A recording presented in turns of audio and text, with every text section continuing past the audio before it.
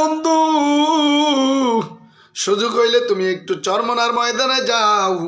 ফাল্গুনের বয়ান চলতেছে, ফাল্গুন মাসের ফাল্গুনের মধ্যে যে বয়ান হয় 3 দিনের সেই বয়ান শুরু হয়ে গেছে।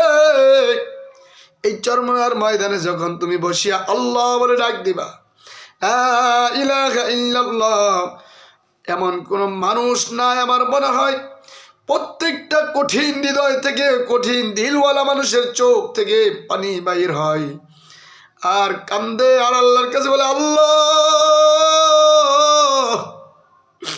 তুমি আমাকে মাফ করিয়া দাও, তুমি আমাকে মাফ করিয়া দাও। এ দোস্ত, আমার সময়ের সুযোগ হলে একবার চরমনার ময়দানে যাও, চরমনার একটা মাহফিলে যাও, ঘুইরা এসে দেখো কেমন লাগে কোরআন হাদিসের ইশকের জিকির, ইশকের বয়ান।